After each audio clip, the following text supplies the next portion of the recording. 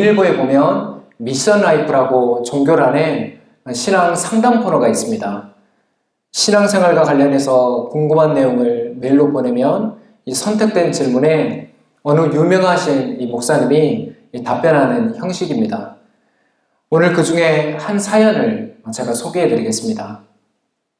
솔로몬이 드렸던 1000번제를 현대교회에서는 짐승이 아닌 헌금으로 이 번호를 정해서 1000번제라는 이름으로 드리고 있습니다.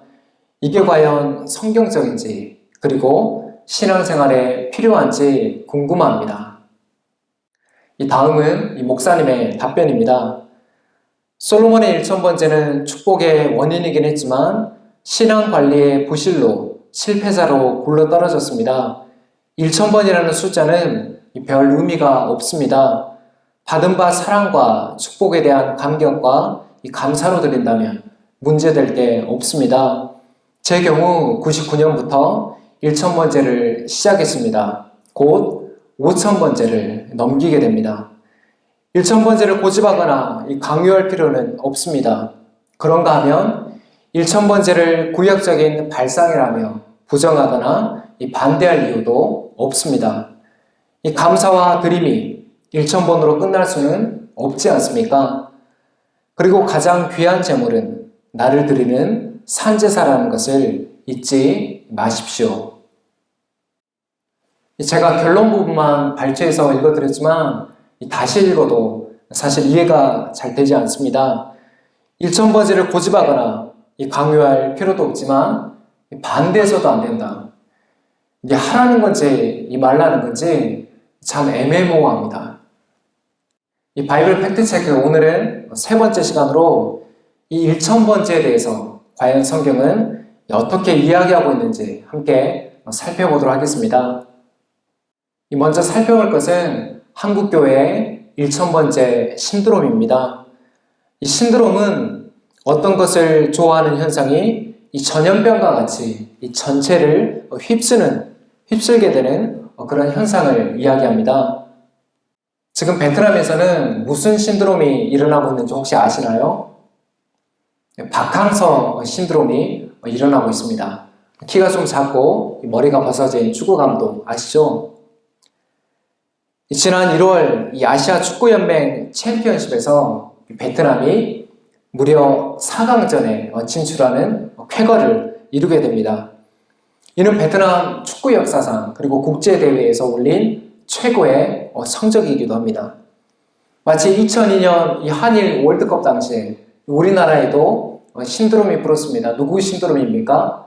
네, 히딩크 신드롬이었습니다. 이와 아주 유사한 그런 현상입니다.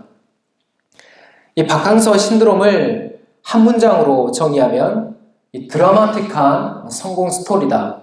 드라마틱한 성공 스토리다 라고 이야기할 수 있습니다. 여러분, 베트남이 축구 잘하나요? 아니요, 못해요. 피파 랭킹도 매우 낮거든요.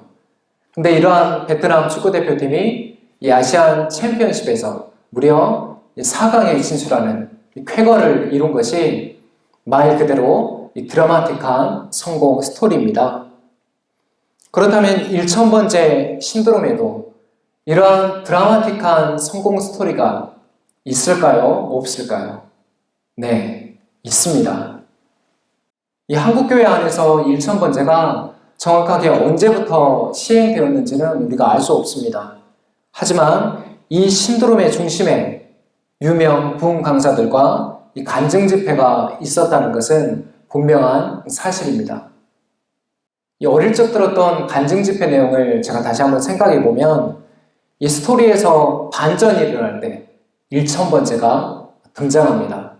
예를 들어서 사업이 쫄딱 망해서 완전히 인생의 밑바닥에 헤매고 있을 때, 그리고 어떠한 질병에 걸렸거나 사람들과의 관계에서 아주 비참한 그러한 삶을 살고 있었을 때 무엇을 통해서 극적인 반전이 일어난다고요? 바로 1000번제를 통해서 반전이 일어난다고.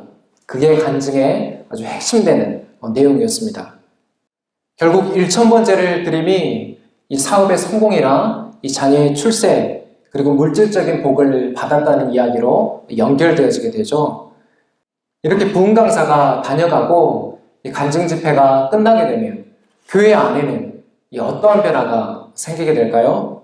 바로 1000번째 헌금을 작정하는 사람들이 생기기 시작하고 1000번째 기도 재단을 쌓는 사람들이 생기기 시작합니다. 목사님, 교회 안에 이러한 열심들이 일어나는 것이 좋은 일 아닙니까? 이 가급적 정교인이 이러한 축복을 받을 수 있도록 오히려 장려해야 되는 거 아닌가요? 아직 오지는 않았지만 이러한 질문에 대한 답변으로 오늘 제가 이 설교를 준비했습니다. 다음으로 살펴볼 것이 오늘 본문에 나타난 솔로몬의 1000번제입니다. 먼저 솔로몬이 드린 1000번제가 무엇을 의미하는지 살펴보겠습니다. 열왕기상 3장 4절 말씀 함께 읽도록 하겠습니다. 시작. 이에 왕이 제사하러 기브온으로 가니 거기는 산당이 큼이라. 솔로몬이 그 제단에 1000번제를 드렸더니 아멘. 이 솔로몬이 1000번제를 드린 장소가 어디라고 지금 기록되어 있습니까? 기브온 산당입니다. 이 산당이라는 것은 산 위에 세워진 신전입니다. 이스라엘이 가나안에 들어갔을 때 이 가나안의 주민들이 이 산당에서 이미 우상을 섬기고 있었죠. 그리고 아직 뭐가 없는 상태입니까? 바로 성전이 없는 상태입니다. 6장부터 성전 건축이 시작되므로 그 전까지 제사 및 의식은 이곳 기브온 산당에서 모두 드려졌습니다. 이곳에서 솔로몬이 그 유명한 1000번제를 드립니다. 그런데 이 1000번제가 1000번, 그러니까 1000번 드리는 번제가 아니라 1000마리의 제물을 한 번에 드린 번제를 의미합니다. 1000번제가 뭐라고요? 1000번 드리는 번제가 아니라 1000마리의 번제물을 한 번에 드린 번제를 의미합니다. 이건 다른 설명이 필요 없이 새번역 성경이나 공동번역 성경만 보더라도 모두 1000마리의 번제물로 번역하고 있습니다. 그렇기에 이 본문을 근거로 1000번의 헌금과 이 1000번의 기도로 연결시키는 것은 바른 성경 해석일까요? 완전히 틀린 그런 해석입니다. 자, 그렇다면 솔로몬은 왜 1000번제를 드렸을까요? 이 5절 이후에 보면 하나님께서 솔로몬의 그 꿈에 나타나서 말씀하시죠. 뭐라고 말씀하십니까? 내가 너에게 무엇을 해주기를 원하느냐? 나에게 구하여라. 그때 솔로몬이 무엇을 구합니까? 열왕기상 3장 9절 말씀 함께 읽도록 하겠습니다. 시작. 그러므로 주님의 종에게 지혜로운 마음을 주셔서 주님의 백성을 재판하고 선과 악을 분별할 수 있게 해주시기를 바랍니다. 이렇게 많은 주님의 백성을 누가 재판할 수 있겠습니까? 아멘. 지금 솔로몬이 하나님께 무엇을 구하고 있습니까? 이 본문에 지혜로운 마음을 구하고 있습니다. 이 개역 성경에 보면 듣는 마음 그렇게 번역을 했습니다. 실제로 12절에 하나님께서 솔로몬에게 이 지혜롭고 총명한 마음을 주셨다라고 기록하고 있습니다. 이 지혜롭고 총명한 마음을 솔로몬이 받았음이 어떤 사건에서 증명이 됩니까? 바로 16절 이후에 나오는 그 유명한 이 솔로몬의 재판에서 증명되게 됩니다. 다들 아시죠? 두 명의 여인이 한 아이를 가져와서 재판하는 그 사건. 솔로몬이 어떻게 판결을 합니까? 아이를 두 쪽으로 나눠서 서로에게 나누어 주라. 정말 예상하지 못하는 하나님의 지혜가 아니면 정말 판결할 수 없는 그런 사건에서 하나님의 지혜가 솔로몬에게 주어졌음을 증명이 되고 있습니다. 더불어 하나님께서는 이 솔로몬에게 구하지도 않은 뭐와 뭐까지 주십니까? 부귀와 영화까지 하나님께서 주십니다. 자, 이렇게 살펴본 결과 이 솔로몬이 하나님께 어떠한 이 의도성을 가지고 솔직하게 말해서 이 복받기 위해서 1000번제를 드렸다고 우리가 볼 수 있을까요? 정말 성경이 그러한 의도로 지금 얘기를 하고 있는 것일까요? 아닙니다. 솔로몬이 정확히 이 어떠한 목적을 가지고 이 1,000마리의 번제물을 바쳤는지는 성경 기자가 기록하고 있지 않습니다. 자, 여기서 중요한 것은 이 구약의 번제는 하나님을 향한 전적인 헌신을 의미하는 제사였습니다. 그렇게 오늘 본문은 이 솔로몬의 지혜의 근원, 이 솔로몬이 얻은 그 지혜가 이 누구에게서 왔는가, 솔로몬이 얻은 지혜가 누구에게서 왔는가를 설명하는 것이지, 솔로몬이 정성으로 드린 그 일천번제가 결국 하나님을 감동시켜서 이 전무후무한 복을 가져다 주었다, 이것을 설명하고 있는 것이 아니라는 거예요. 만약에 일천번제의 축복이 오늘날도 여전히 유효하다면 이 헌금이 아니라 이 문자 그대로 뭘 드려야 돼요? 희생제물을 드려야 됩니다. 오늘 본문에서 희생제물이 어떤 제물인지는 정확하게 설명하고 있지 않아요. 양을 드렸는지 소를 드렸는지는 정확하게 얘기하고 있지는 않습니다. 만약에 소를 바쳤다고 가정을 한다면 지금 한우 한 마리 시가가 최소 잡았을 때 500만 원입니다. 그러면 이 500만 원 되는 한우 한 마리, 1000마리를 바쳤을 때 얼마입니까? 얼마예요? 계산이 이게 어렵나요? 네, 50억입니다. 우리 성도님들 중에 이렇게 들릴 수 있는 분이 계십니까? 제가 알기로는 없습니다. 저희의 재산을 다 팔아서 집도 팔고 자동차도 팔고 예금도 다 이렇게 끌어가지고 모았을 때 50억이 될지 어쩔지는 제가 잘 모르겠습니다. 자, 근데 이 솔로몬은 왜 이게 가능했습니까?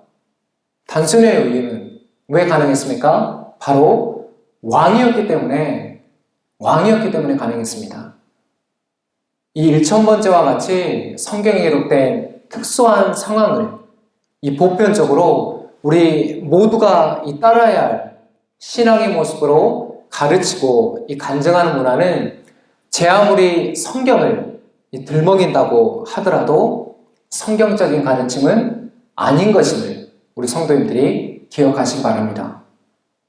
히브리서 9장 11절에서 12절 말씀 함께 읽도록 하겠습니다. 시작. 그러나 그리스도께서는 이미 일어난 좋은 일을 주관하시는 대제사장으로 오셔서 손으로 만들지 않은 장막, 다시 말하면 이 피조물에 속하지 않은 더 크고 더 완전한 장막을 통과하여 단 한 번에 지성소에 들어가셨습니다. 그런 염소나 송아지의 피로서가 아니라 자기의 피로서 우리에게 영원한 구원을 이루셨습니다. 아멘. 이 오늘날 일천번제가 필요 없는 이유가 무엇입니까? 히브리서 본문에 나타나 있는 것처럼 예수 그리스도께서 친히 십자가 위에서 뭐가 되셨습니까? 희생제물이 되셨기 때문입니다. 염소나 송아지의 피로서가 아니라 누구의 피로서요? 자신의 피로서 우리에게 영원한 구원을 이루어 주셨습니다. 그리스도께서 이루신 이 구원에, 이 구속에 우리가 무엇으로 참여합니까? 바로 믿음으로 우리가 참여합니다.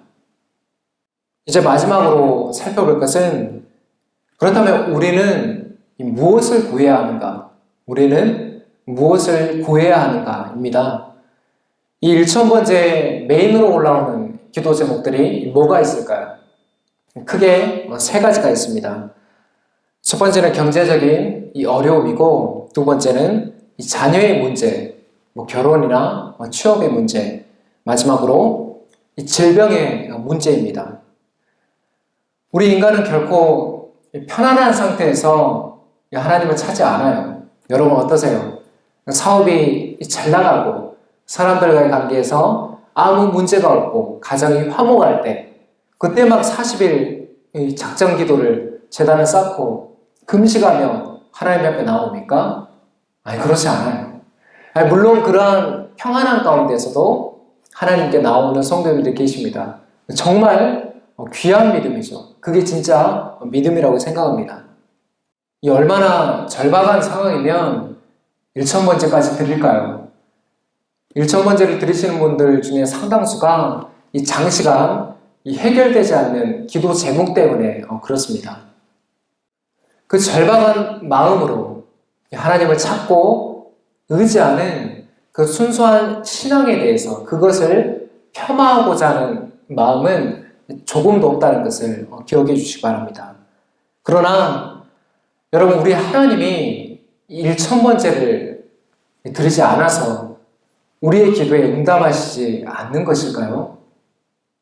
자녀가 아파서 우는데 세게 울지 않는다고, 크게 울지 않는다고 돌아보지 않거나 외면하는 부모가 도대체 어디 있을까요? 이러한 상황에서는 이 하나님을 감동시키기 위한 이 어떠한 노력보다 이 나를 향하신 하나님의 뜻을 깨닫기 위한 묵상과 기도가 필요한 것입니다. 1,000번째 신앙이 치우칠 수 있는 위험성이 바로 이런 것이에요. 이 어려움과 문제들 가운데 이 하나님의 뜻을 찾게 만들기보다는 내 기도가 응답되느냐 안 되느냐, 도대체 언제 응답되느냐, 그리고 응답이 없으면 어떻게 됩니까? 하나님이 없는 것 같은 그런 소외감과 내 정성이 더 부족하나, 얼마나 더 여기서 내가 하나님께 정성을 드려야 되나, 그런 정죄감에 빠지게 되기 때문입니다. 여러분들 어느 정도 공감하시나요? 이 경제적인 어려움이나 이 자녀의 문제, 이 질병의 문제에 응답해 주시면 이 능력의 하나님이시고, 응답이 없으면 무능력한 하나님이 되는 것입니까? 이렇게 쉽게 하나님이 정의될 것 같으면, 이렇게 두 가지로 하나님이 정의될 것 같으면 이 성경이 우리에게 무슨 필요가 있을까요? 솔로몬이 하나님께 구한 것이 무엇이었습니까? 지혜로운 마음, 듣는 이 마음이었습니다. 이 많고 많은 것 중에 여러분 생각해 보세요. 하나님께서 꿈 가운데 나타나셔서 내가 내게 뭘 해줄까? 내게 간구하라. 하나님이 그렇게 말씀하신다면 나는 뭐를 구할까? 이게 로또보다 더 큰 그러한 사건입니다. 그런데 그 많고 많은 것 중에 솔로몬은 왜 지혜로운 마음을 구했을까 하는 것입니다. 그것은 바로 이 하나님의 백성인 이스라엘을 바르게 통치하기 위해서였습니다. 이 솔로몬의 간구는 왕이라는 자신의 위치, 자신의 자리에 가장 합당한 기도였습니다. 이 나라의 최고 통치자로서 가져야 할 이러한 지혜로운 마음이 없어서 두 명의 전직 대통령이 지금 어디에 가 있습니까? 네, 감옥에, 구치소에 가 있습니다. 10절에 솔로몬의 이 간구를 하나님께서 마음에 들어하셨다, 그렇게 기록하고 있습니다. 오늘 본문에서 우리가 교훈받아야 할 것이 바로 솔로몬의 이 자세입니다. 이 태도입니다. 그렇게 우리도 무엇을 구해야 됩니까? 나의 위치, 나의 자리에서 합당한 기도가 필요한 것입니다. 이것을 구해야 되는 것입니다. 종교개혁자 마틴 루터는 그리스도인들의 모든 직업이 소명, 곧 부르심이다, 그렇게 얘기를 했습니다. 이것이 직업 소명론입니다. 작년 종교개혁주일에 이 부분에 대해서 얘기를 나눴었죠. 당시에는 뭐와 뭐로 직업이 구분되어 있었습니까? 사제들과 일반 평신도들로, 그리고 세속적인 직업을 갖고 있는 성도들은 거룩하지 못한 직업이고 사제들만 거룩한 직업이다, 이렇게 얘기를 했었습니다. 하지만 루터는 모든 직업이 소명, 하나님의 부르심이라는 이 직업 소명론을 이야기했습니다. 단 전제 조건이 있는데, 그것은 자신의 직업이 이웃의 유익을 도모하고 섬기는 일이어야 한다는 것입니다. 사채업자나 인신매매나 그런 불법적인 사회에 해악을 끼치는 그런 직업들은 여기에 해당이 되어지지가 않겠죠. 루터는 이 하나님을 섬기는 일과 이웃을 사랑하는 일이 항상 직결된다는 사실을 강조했습니다. 그렇다면 이 나의 위치, 나의 자리에서 이 합당한 기도는 구체적으로 어떤 것일까요?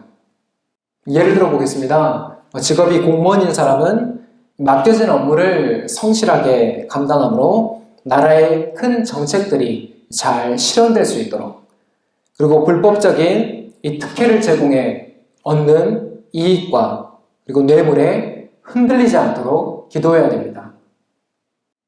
그리고 식당을 운영하거나 이 근무하는 사람들은 좋은 음식을 제공함으로 우리 주변의 이웃들이 이 건강한 삶을 유지할 수 있도록 기여해야 되는 것이죠. 입맛에는 좋지만 건강에는 안 좋은 그런 조리법이잖아요. 먹을 때는 아주 맛있는데 먹고 나면 이 배탈이 나거나 설사가 나는 그러한 조리법들을 사용하고, 혹은 원산지를 속여서 얻는 그 부당 이익에 흔들리지 않도록 기도해야 됩니다. 마지막으로 이 전업주부는, 제가 여기에 대해서 할 말이 있는데, 누가 전업주부를 집에서 논다고 그렇게 얘기를 했습니까? 제가 이제 다음 주부터 이 완전한 전업주부는 아니지만 이제 세미 전업주부가 됩니다. 아이를 어린이집에 등원시키고 하원시키고 또 남은 살림들을 제가 담당을 그렇게 해야 됩니다. 이 집안일은 해도 끝이 보입니까? 아니에요. 끝이 보이지가 않습니다. 여기에서 중요한 것은 이 형편에 맞게 살림을 꾸려가는 것입니다. 이 형편에 맞게 살림을 꾸려가기 위해서는 얼마나 많은 지혜가 필요한지 모르겠습니다.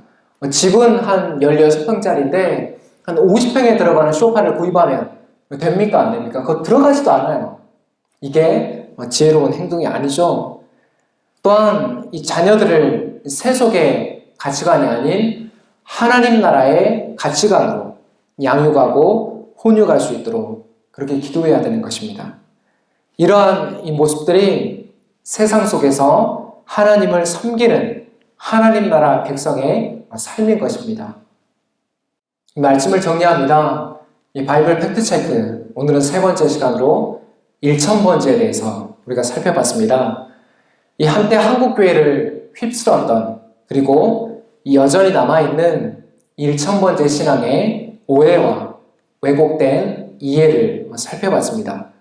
또한 솔로몬이 드린 1000번째의 참 의미, 이게 무엇이었습니까? 자신의 위치에서 가장 합당한 간구를 드렸던 이 솔로몬의 자세가 1000번째의 현대적인 적용임을 이 본문을 통해서 우리가 교훈받았습니다.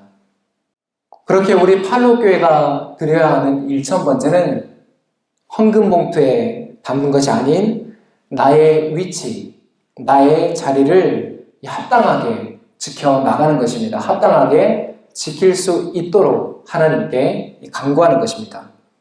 나의 힘으로는 할 수 없음을 고백하며 감당하게 하시는 그 하나님께, 감당할 힘을 주시는 그 아버지께 우리가 간구함으로 나아가야 되는 것입니다. 이러한 삶을 살아가기를 믿음으로 결단하고 실제로 살아갈 때 우리의 필요를 미리 아시고 채우시는 하나님의 선하신 인도하심이 우리 성도님들 가운데 함께 하시기를 축복합니다. 마지막으로 내 힘으로는 극복하기 힘든 문제들이 있습니다. 내 힘으로 극복하기 힘든 그 문제들까지도 감당할 힘을 주시는 하나님의 능력도, 그 하나님의 능력까지 체험하시는 복된 성도님들의 삶이 되시기를 예수 그리스도의 이름으로 축복합니다. 기도하겠습니다.